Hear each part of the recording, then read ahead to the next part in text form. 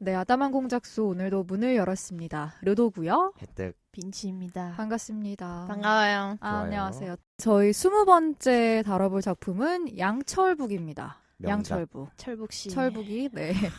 철북씨. 퀸터그라스의 원작 소설을 영화로 만든 작품이고요. 이 글로 퀸터그라스가 노벨상을 그 당시 수상을 했습니다. 대단한 작품입니다. 네, 영화로 개봉을 하고 나서도 1979년에 32회 칸 영화제에서 황금 종려상을 수상을 했습니다.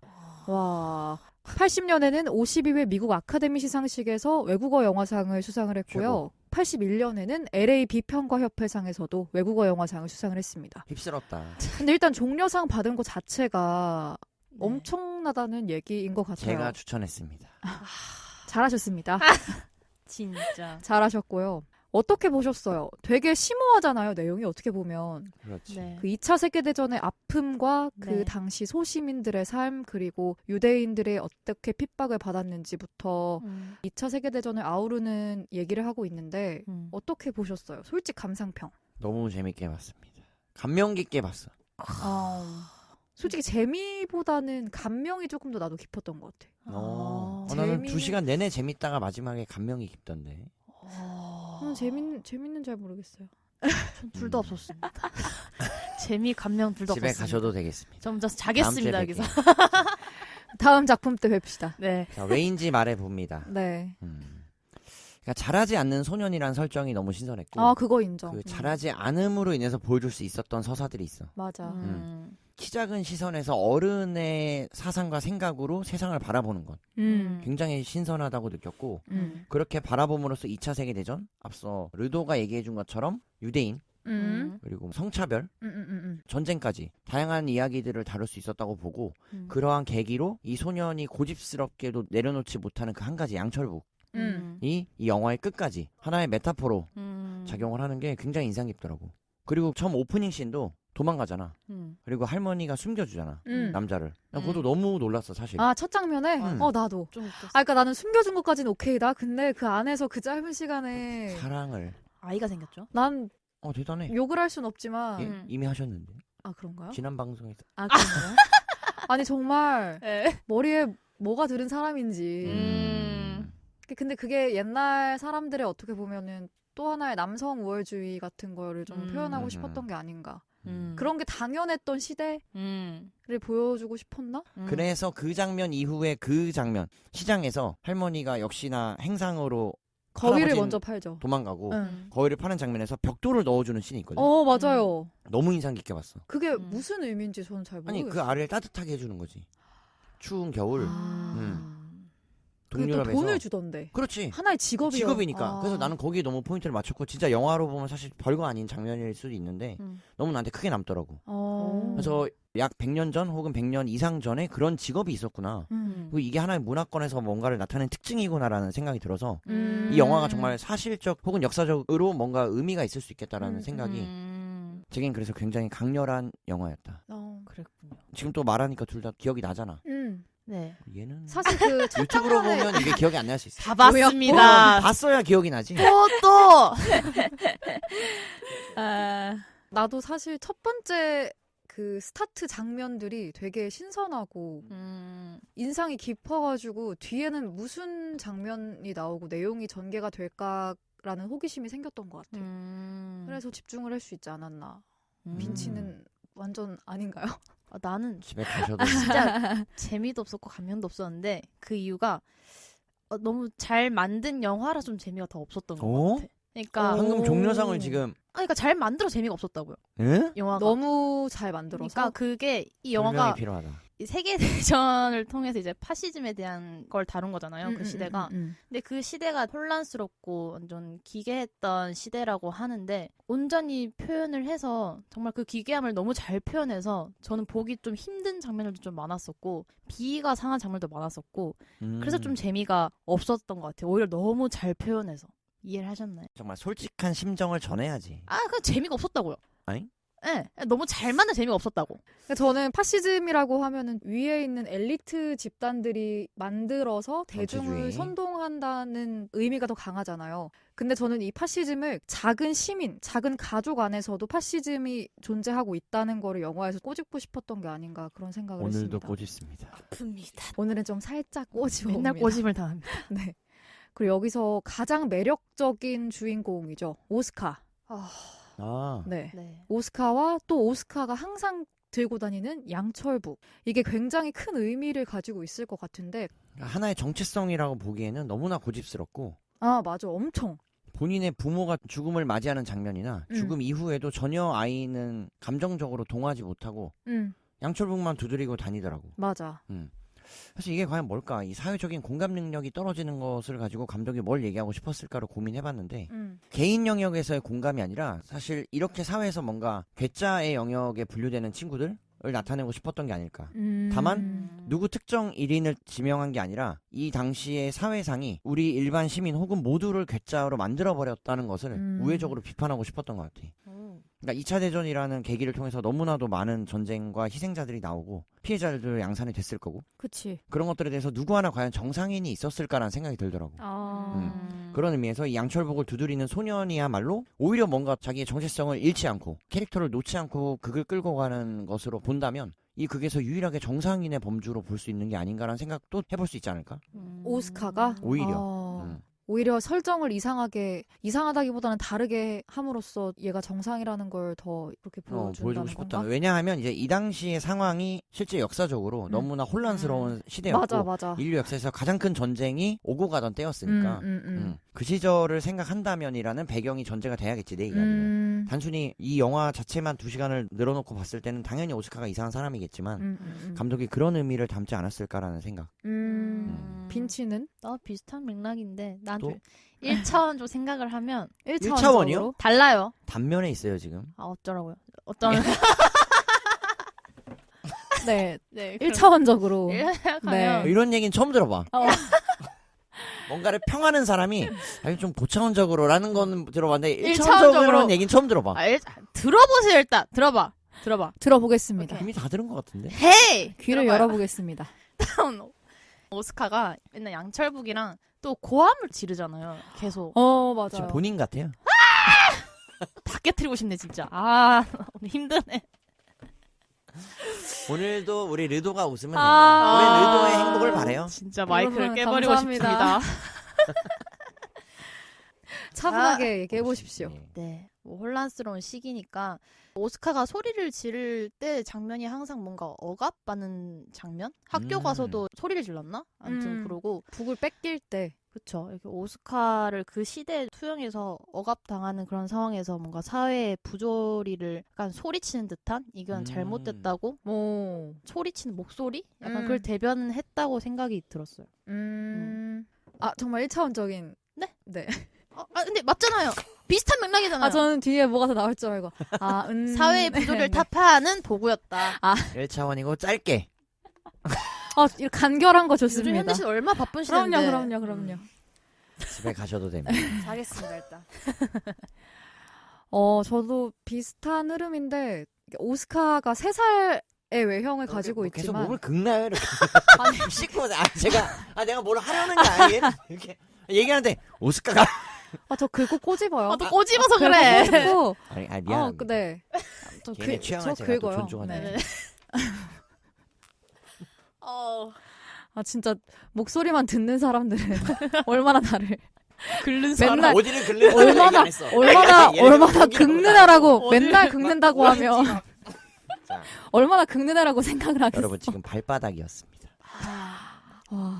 발바닥 진짜 이렇게, 심하다. 이렇게 루머가 조장되는 거죠. 사람을. 누군가는 이제 아니 땐 굴뚝에 연기나랴 이러고 있다고. 어쨌든 네. 오스카는 3살의 외형을 가지고 있지만 그 누구보다도 세상에 대한 의식이 명확한 인물이고 뭔가 저는 이 3살의 자기 스스로 성장을 멈추겠다고 얘기를 하고 판단을 하잖아요. 그렇지.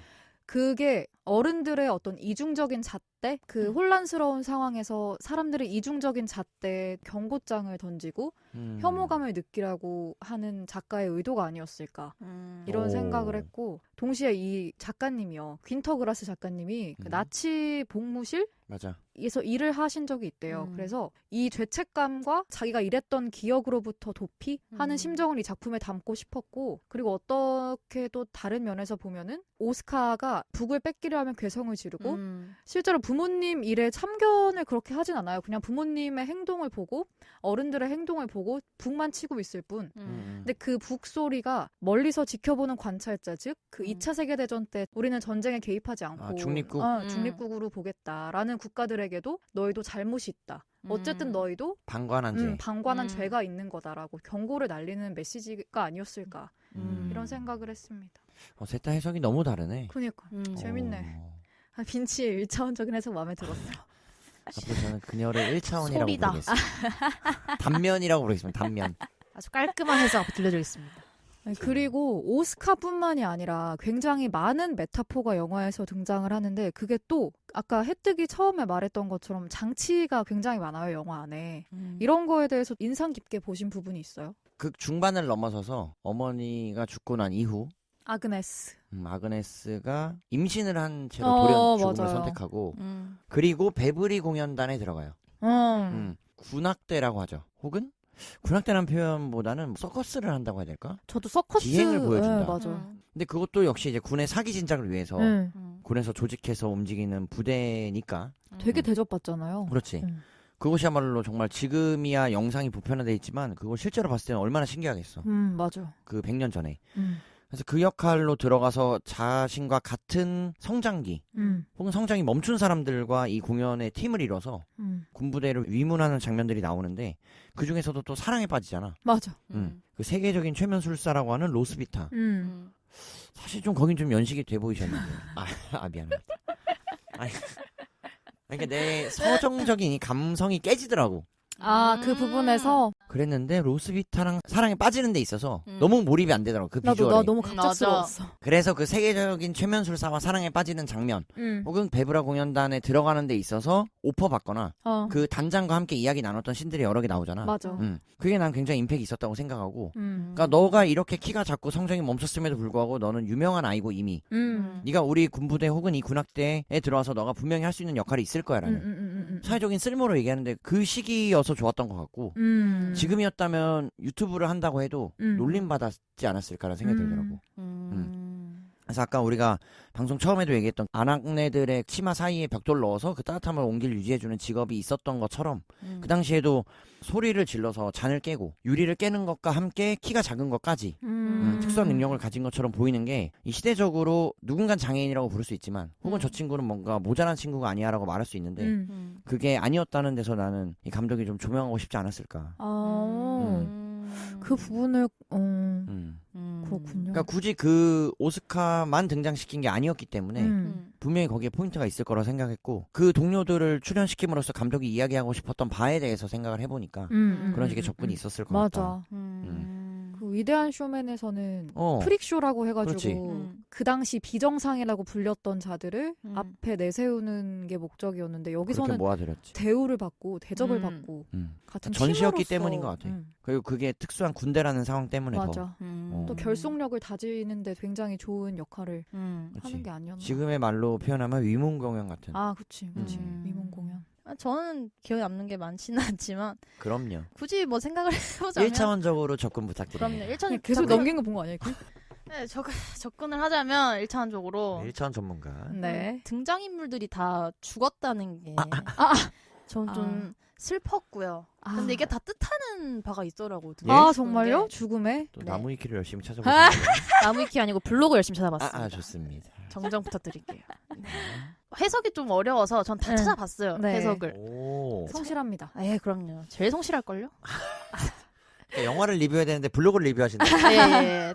만인의 리뷰를 제가 읊어드리겠습니다. 알겠습니다. 이제 어머니의 사촌 형제이자 애인이었고 오스카 실제 아버지로 추정되는 얀 브론스키의 죽음은 폴란드의 패배를 의미하고 그리고 아버지 마체라트의 죽음은 독일 제국의 붕괴를 암시하고 이제 마지막에 오스카가 성장을 하잖아요.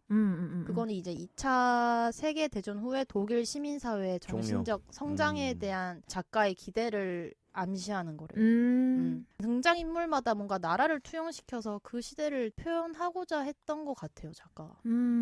맞아. 한 블로거분의 의견인 거죠? 이게? 아니요.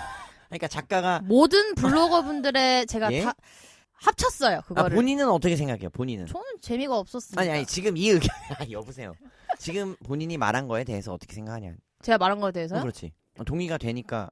저도 그렇게 생각이 들었어요. 오호. 처음에 봤을 때 저도 뭔가 나라를 의미한 건가? 왜 저렇게 다 등장인물을 오. 죽이지? 그래서 다 찾아봤는데 다 저 같은 생각을 하는 것 같아서 네, 그 말씀드려봅니다. 역시 1차원적인 의견. 네. 만인의 생각을 다 담고 있는 그래서 전 1차원적인 데이터 분석을 합니다. 데이터 분석가 네. 빈치 씨와 함께합니다. 영화를 보고 오시면 더 좋을 것 같습니다. 김재 씨. 해석이 좀 불가능하네요. 저도 막 찾아보다가 저는 뉴저먼 시네마라는 운동을 뭘 발견을 찾아보셨죠? 했어요. 뉴저먼 시네마는 처음 뭐냐면 들어봐요. 1960년대부터 1970년대에서 독일에서 일어난 영화 운동이고 이 기존의 모든 영화적인 이걸 계기로 시스템으로부터- 종료됐다고 하던데? 네, 맞지? 네, 맞아요. 자유롭고 새로운 장편 영화를 우리가 제작을 하겠다. 그래서 정부의 지원도 받고 그랬었대요.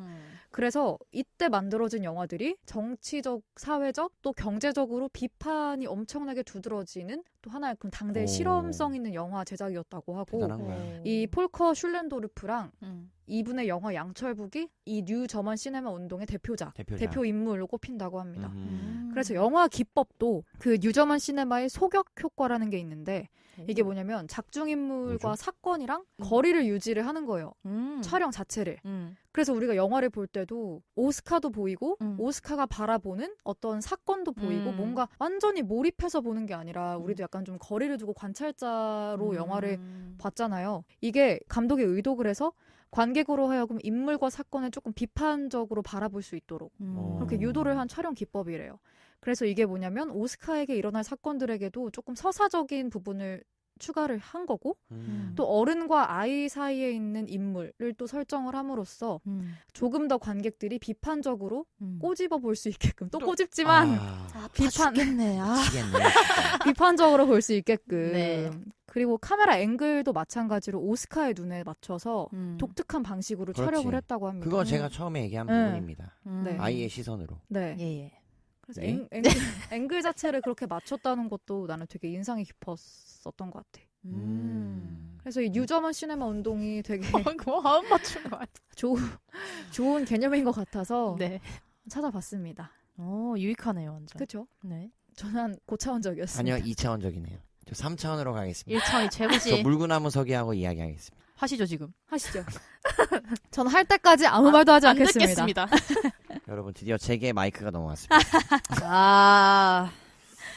이게 되게 좋았던 것 같아. 아예 국가에서 지원까지 해주는 운동이었다는 게 조금 되게 좋았어. 반대로 우리가 예전에 다뤘던 영화 중에 세 번째로 다뤘던 영화 중에 세계의 얼굴들 이란 영화 같은 경우는 오히려 정부 비판하는 것을 배척했다. 맞아. 반대했다. 촬영을 지원하지 않았다. 그래서 이란의 예술가들이 이란을 벗어나서 맞아. 이란이 아닌 다른 제3국에서 영화를 제작했었다고 우리가 말씀드린 적이 있는데 뉴 저먼 시네마 좋습니다. 좋습니다. 네. 기억하십시오.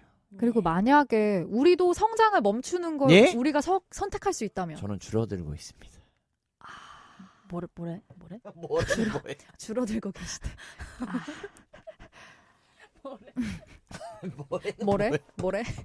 뭐래는 보통 당사자가 없을 때 하는 말 아니야? 아니 거의 교수님 수업 들을 때 딴짓하고 있다가 교수님이 알겠죠? 그럼 네 이러면 야 뭐래? 거의 이 정도 급이었는데 당사자가 못 듣게 하는 게 뭐래 아닙니까? 아니 셋이 있는데 마크에서 제가 듣고 있는데 뭐래?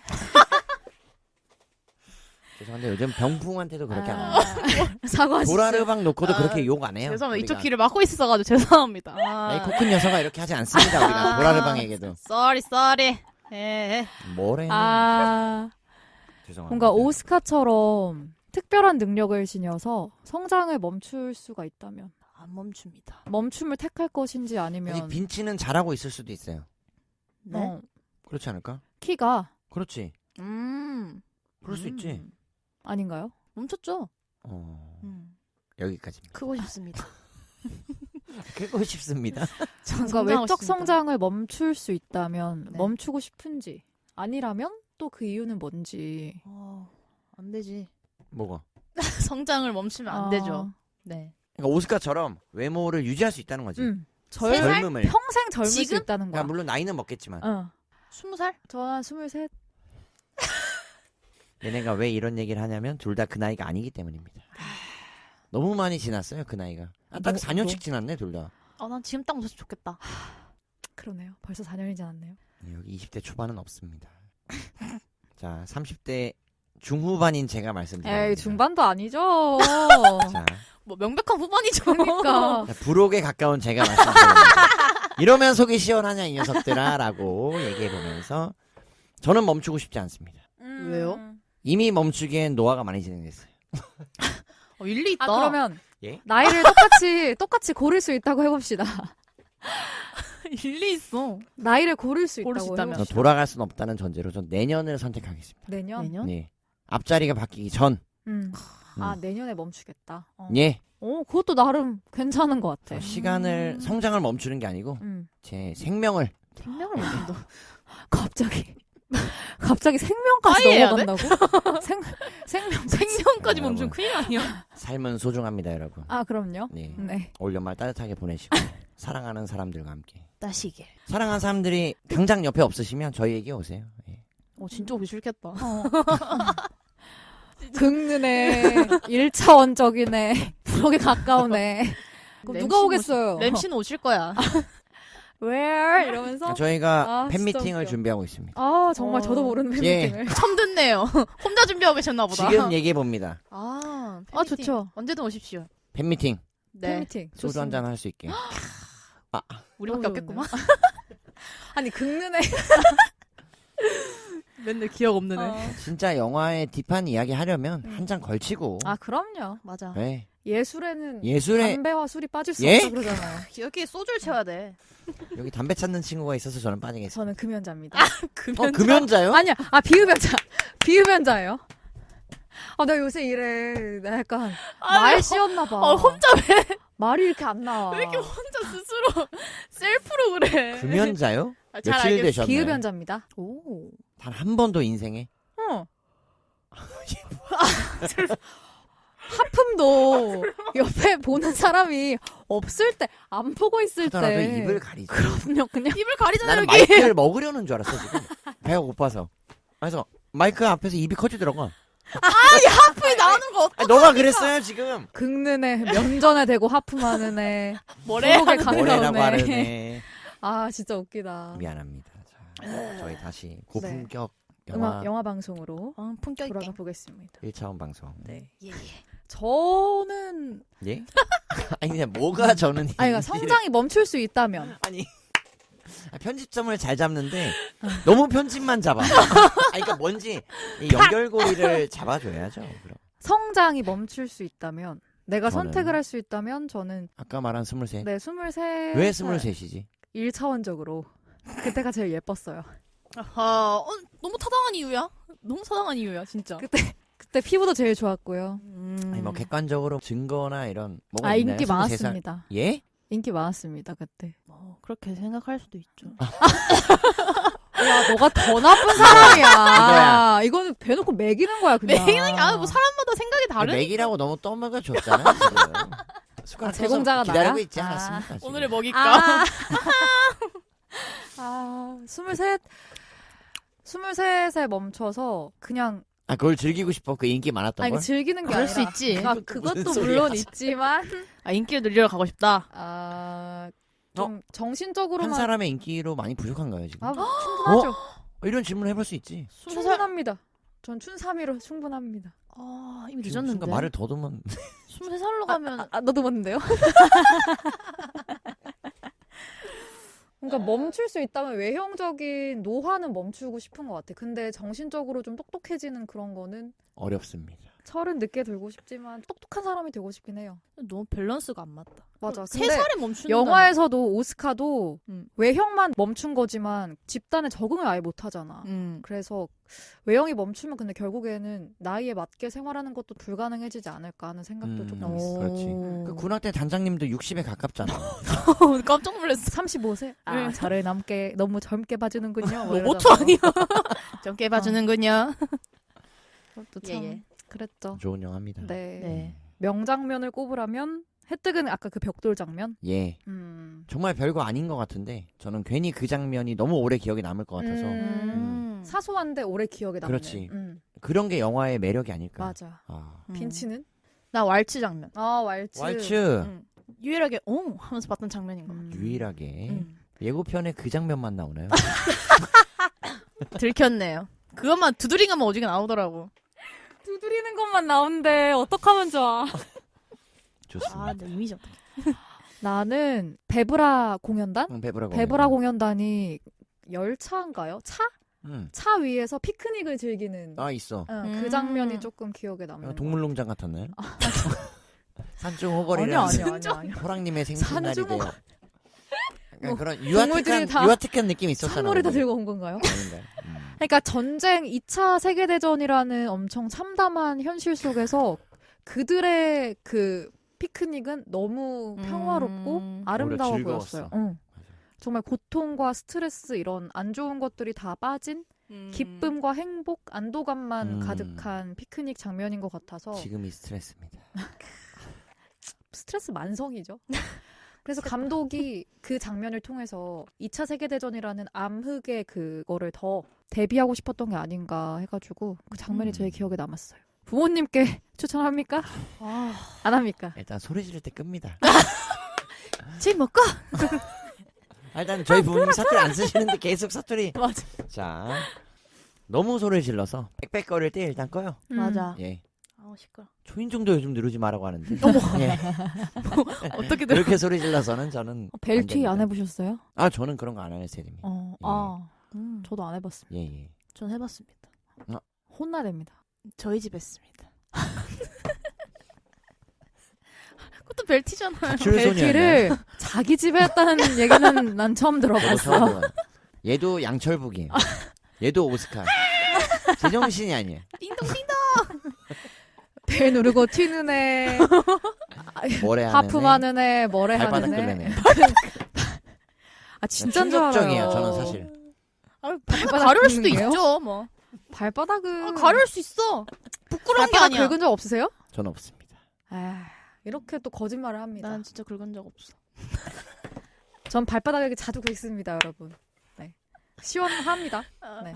나도 비추. 안 좋다고 하기보단 그로테스크한 장면이 너무 맞아. 많아요. 내가 오늘 이 단어를 쓰려고 했어. 정말로. 그로테스크. 뺏겼네. 저는 그 말 장면이 진짜 말이요? 말 대가리랑 너무 싫었어. 장어랑 장어 그래. 좀 역겨웠어. 네. 아그네스가 그 물고기 먹는 거 보고 그것도 정말 드셨을까 아니면 뱉었을까? 비슷하게 만들어서 먹었을까? 진짜? 근데 그때 기술력으로 비슷하게 만들 수가 없었지 않을까요? 먹었을 것 같아. 그럼 그 돈은 진짜 돈. 그러다가 봐야지. 진짜 나가 진짜 토할 것 같아. 어떤 분은 해석을 나치즘, 파시즘에서 벗어나서 자연과 문명의 싸움이라고 보는 분도 계시더라고. 이 영화 자체를. 맞아. 그래서 소리 지르는 것도. 신기했어요. 비건 추천드립니다. 그분께는. 비건. 네. 네, 아담한 공작소. 그럼 오늘도 문을 닫겠습니다. 문 진짜 대충 닫네. 진짜 갑자기 쿠션 멘트 없네. 저는 비추합니다.